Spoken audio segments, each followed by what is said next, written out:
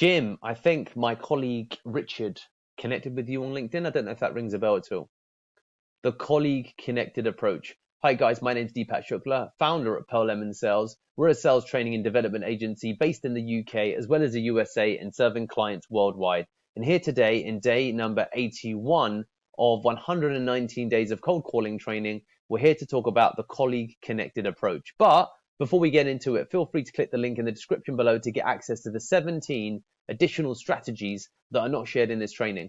So look, fundamentally, with a colleague connected approach, it's a pretty nifty one. What you want to do is go in with the premise that a colleague has connected with them on LinkedIn, and that will often get you past gatekeepers or get you into a place of, okay, well, it's normal that you called then. So what happens fundamentally, and this is working on the premise, of course, that you've got a LinkedIn outreach campaign happening, that your colleague actually has connected or made a attempted connection request to, for example, let's just use the example of, Jim. And we would then say, good afternoon, is this Jim? Yeah, Jim Richards. Yeah, brilliant. Jim. And Jim might say, how can I help? Or sorry, can I help? Sorry, who is this? Like, Jim, sorry, my name's Deepak. I'm reaching out because my colleague, Andrew, sent out a connection request on LinkedIn.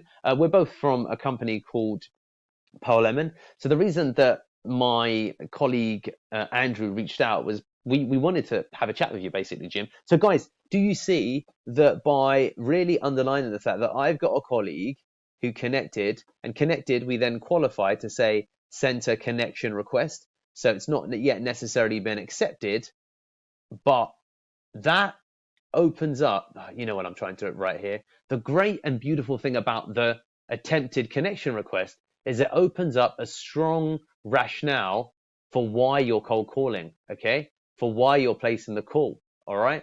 And this is what gets you from being moved into this is a cold call to, okay, there's a reason, a good reason that you've called. So it's not quite a cold call anymore. I don't know you, but it's not really a cold call anymore because, as you said, your colleague sent out a connection request to me on LinkedIn. Now, if you so for example, if someone calls me with that, I don't remember the names of who connected with me on LinkedIn, and pretty much every day someone's connecting with me on LinkedIn. So therefore, I would accept that probably is the case. Now, whether you actually do have someone who's connected on LinkedIn, I leave to your own devices, but I would always advocate that, yep, you should have someone who sends out a connection request.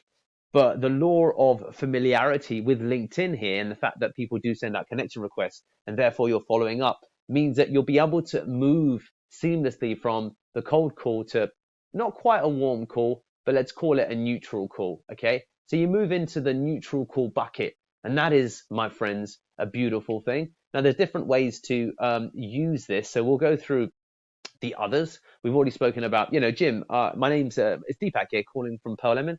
I'm calling you because my colleague Andrew sent out a connection request on LinkedIn, and I was just following up with that, to be honest with you. The reason that Andrew reached out was because Andrew and I are part of the team at Pearl+Lemon, and what we do is etc. etc. So that could be one example of it, right, that we've discussed. Okay. The second example, and this is the example that's really powerful, is that you can use this with receptionists and gatekeepers to get past the gatekeeper, okay? Because they might say, hi there, how can I help? And I'd say, oh, it's Richard here. Sorry, it's Deepak here. I'm calling. Is Jim around? Sure. Can I ask who's calling? Yeah, it's Deepak from Pearl+Lemon. And she's like, can I ask what it's about? Sure. My colleague Andrew's been in touch with Jim, and I'm just following up. So do you see that? And we'll go on and talk about that in a little bit more detail. But my colleague Andrew has been in touch with Jim. So technically that's accurate because he has been in touch with Jim because he sent out a connection request. We're not saying he's been in touch with Jim and Jim's not responded, so I'm chasing. It's actually implying that they've had some level of dialogue, which is what you need to get past the gatekeeper. So in example number 2, you can use it ultimately at the door of the gatekeeper, because the gatekeeper's role is to establish what relationship, if any, is there between you and my boss, right? Between you, the gatekeeper stands in the way, and by saying that, yeah, my colleague has been in touch with Andrew, then effectively the gatekeeper will think, oh, okay, well, fine, I'm going to let you pass. So this would be Andrew in her mind. Therefore, you're allowed to go, oh, wow, let's just see if I can zoom back out. Erase drawing, zoom out. Nice. So that means that the gatekeeper would potentially let you through, right? So you can use the colleague connected approach for both talking to the prospect if it's a straight cold call, as well as actually getting past the gatekeeper. And in both instances, the gatekeeper has no way to verify it. The gatekeeper will sometimes check with, for example, Jim, or not check with Jim, 50-50. It'll go either way. And then Jim, most of the time, will not remember who's connected with him on LinkedIn. Sometimes, for example, it may be the case that Jim says, no, there's no Andrew who's connected with me on LinkedIn. I use it every day. And you'd say, oh, that's weird. Maybe he's just queued it up and not connected with you yet then, Jim. I'm so sorry. Well, listen, let me explain to you why Andrew intends to reach out to you.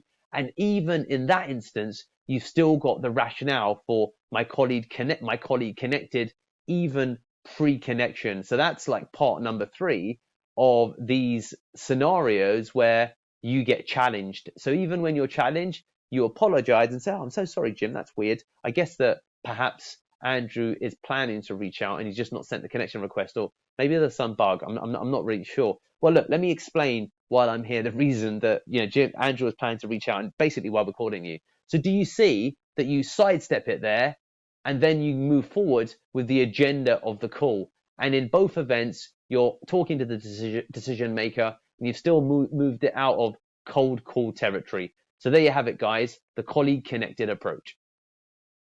Remember, we've got 17 gated strategies just waiting for you. All you need to do is bing, subscribe, as well as click the link in the description below to get access to those 17.